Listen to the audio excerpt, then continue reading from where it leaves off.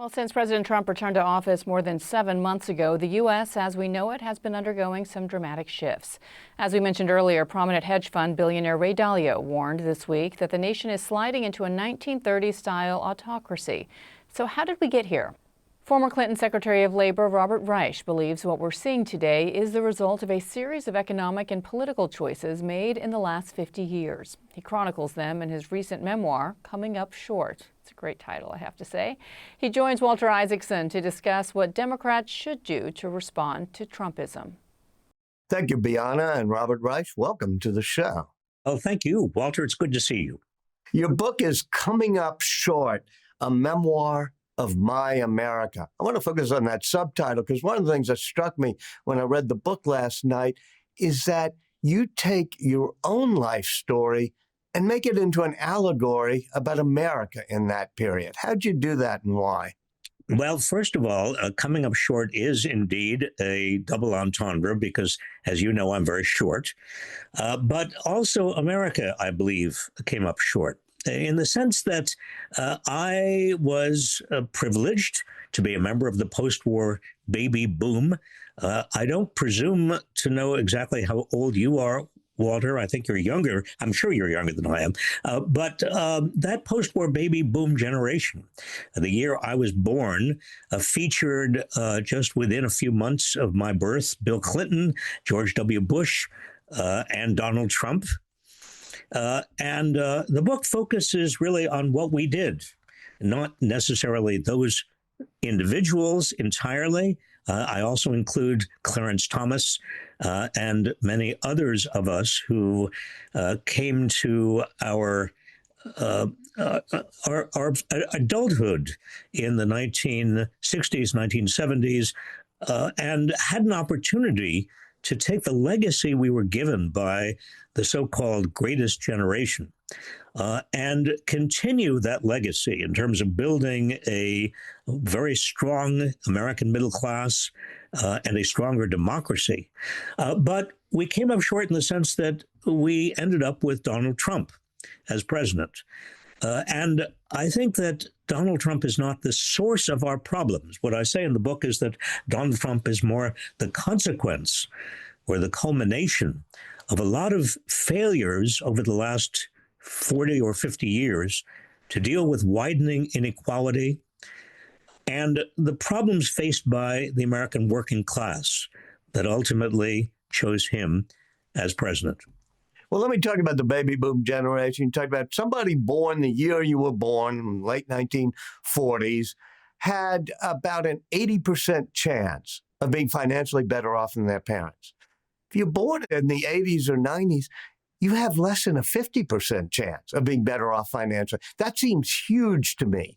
What happened? Why? In the late 70s, there was kind of a giant U-turn, and I get into this in the book.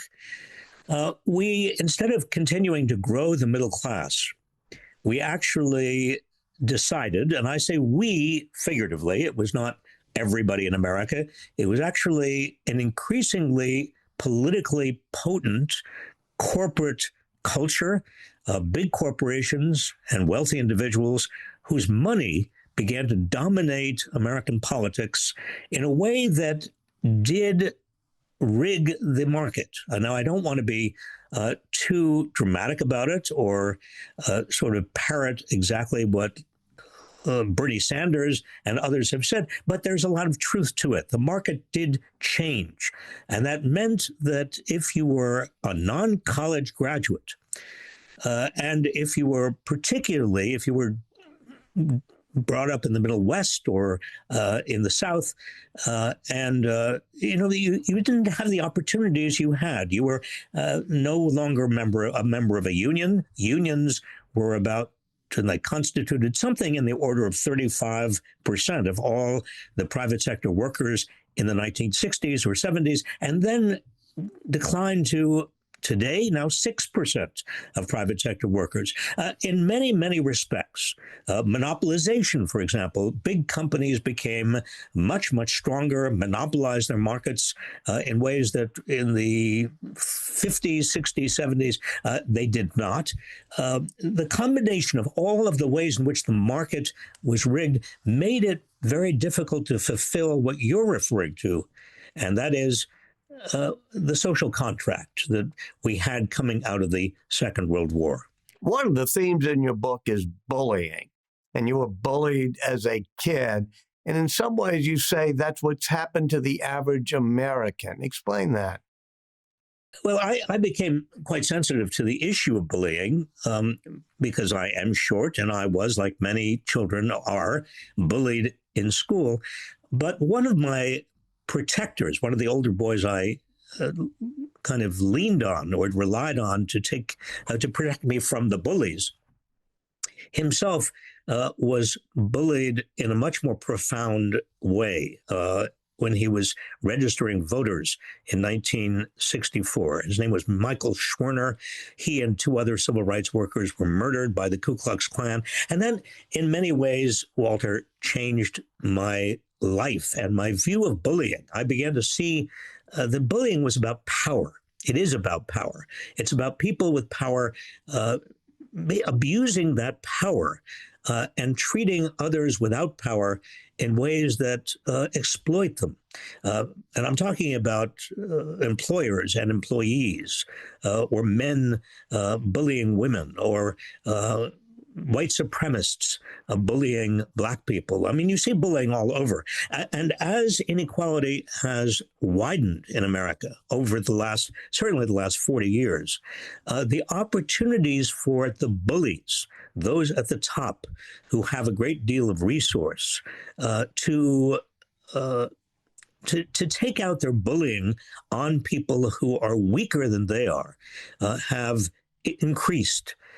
Donald Trump is the bully of bullies. I think that he was elected in part because a lot of people who felt so bullied by the system saw him as somebody who could bully everybody else. Of course, he is not a representative of the working class. He actually has provided huge tax cuts to the wealthy and deregulated Wall Street and deregulated the environment and made, I think, over time, the working class much more vulnerable. Nevertheless, that was his selling. Wait. Then why did he get a plurality of the votes? I think he got a plurality of votes in 2024, you're referring to, because the Democrats did not come up with a response to the bullying.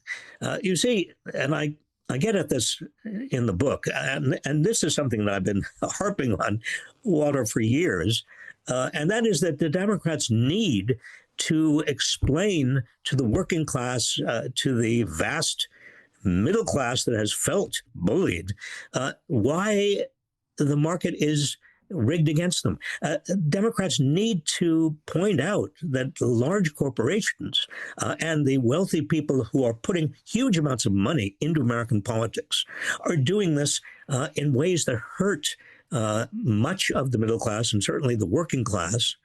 And as a result, the Democrats have not provided, as has Donald Trump and some Republicans before him, an explanation. Now, the Trump explanation, remember, has been about cultural bullies. The Trump explanation has been, it's the deep, the deep state, or it's immigrants, or it's people who are different, such as transgender youth. The cultural culprits here are not responsible for why most Americans feel bullied. But if the Democrats don't point out the real bullies, then there's no opportunity for anybody to know what's going on. And as a result, Donald Trump or demagogues like him are elected, or will be, and will continue to be elected as far as the eye can see. Democrats have got to name and be clear about who the national bullies really are, why there is brutality in the system, why there is abuse of power in the system. When did Democrats lose touch with the working class? Well, in the book, I trace it back to the really the 1990s. I mean, I am very, very proud to have been a member of the Clinton administration. I think we accomplished a great deal. But I think that Bill Clinton and a lot of the Democrats associated with the Democratic Leadership Council. Do you remember them? The so-called moderate Democrats, the New Democrats. They refused to and were unwilling to really make the kind of alliance with organized labor, with the grassroots groups, name the kind of brutality and the bullies that were really beginning to have a great deal of power in America because of all the money in American politics. And I think that and in adopting free trade and in deregulating Wall Street and in taking their eyes off monopolies and allowing the companies to basically bash unions and get rid of unions, all of this helped pave the way for Donald Trump. In the book, actually, you trace it even further back to some extent, even to the Port Huron statement and the progressive left of the 60s and 70s. Explain how you think that may have led the Democratic Party astray of getting too much into this progressive left ideology.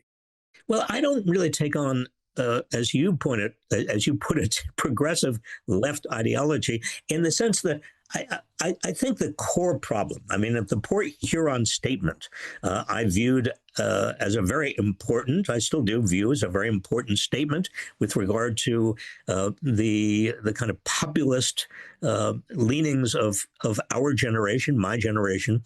But I think that it left out the working class. And many of the reform movements of the 60s, 70s, and 80s left out the working class. I mean, the women's movement was very important, obviously. Even the civil rights movement, the voting rights movement. I mean, I was part of that. The anti-Vietnam War movement, the movement to provide equal marriage rights. All of them terribly important. But what was left out was the working class and the labor movement and the core responsibility of the Democratic Party as a legacy of Franklin D. Roosevelt to represent the people who did not have power, represent people who were really left out of power. But it's not too late. I think that Donald Trump and the Trump administration gives the Democrats and progressives an opportunity to do what they did not do in the 80s and 90s and even at the turn of this century, and that is reclaim the ground that was lost, because the Trump administration is really something that is so different from what the conservative Republicans had represented and tried to achieve. It is, in a sense, an administration that is more closely aligned. And I'm going to use a word here that I rarely use, and I apologize in advance. But the Trump administration is closely aligned with fascist movements in history and right-wing movements in Europe, neo-Nazi movements around the world, particularly in Europe. And this gives the Democrats enormous ground, enormous opportunity to refashion a coalition and create a new multi-racial, multi-ethnic, multi-class coalition that is not just based on democracy. Yes, that's important. That's critically important. But it's also based on widening prosperity for everyone. You use the incredibly loaded word fascism. And in your book, you have Henry Wallace, the Democrat, very progressive Democrat, writing an essay about fascism. I think it's in the 1940s. 1944. Well, it was interesting. Henry Wallace, a vice president at the time to Franklin D. Roosevelt, wrote in the New York Times Magazine a very important article, lost mostly to history. I tried to revive it, in which he warns of American fascism. And this is at a time we're fighting the Second World War, but Wallace sees. He writes this article with the permission of Franklin D. Roosevelt. He writes about the underpinnings of monopolization of the very crude efforts to destroy American unions, to labor unions, the efforts of white supremacists to reassert themselves through this kind of quiet fascism that he sees.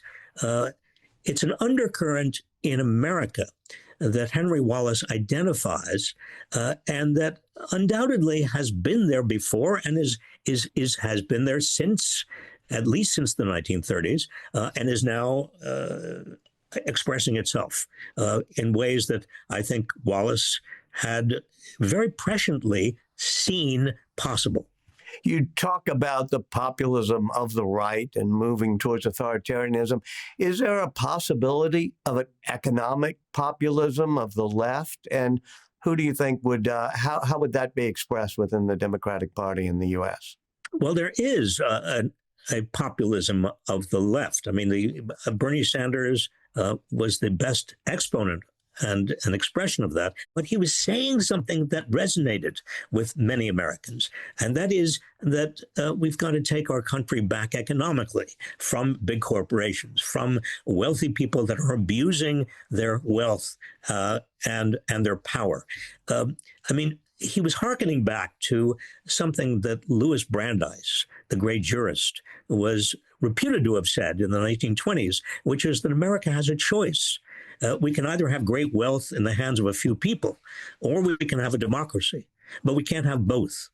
And Bernie Sanders came very, very close to getting the Democratic nomination. Now, history will not know whether he could have beaten Donald Trump, who was also improbable. I remember, Walter, I was doing a book in 2015, some research for a book. I went around many places in the Midwest of the South, doing kind of a focus groups, really free-floating focus groups. And I remember asking people all over the country, particularly in the Rust Belt in the South, if you had to vote today, who would you vote for your next president? Now, this is 2015, when Hillary Clinton was the putative nominee for the Democrats, and Jeb Bush was the putative nominee for the Republicans. And I kept on hearing again and again people saying, well, we want either Donald Trump or Bernie Sanders. And I remember thinking, wait a minute, how can you put Donald Trump and Bernie Sanders in the same sentence? But the fact was that even in 2015, people who felt bullied, and I'm going to use that metaphor because that it really does describe the people that I met, and so many people across the country, and still does. They wanted somebody who would stop the bullying. Robert Reich, thank you so much for joining us. Well, thank you.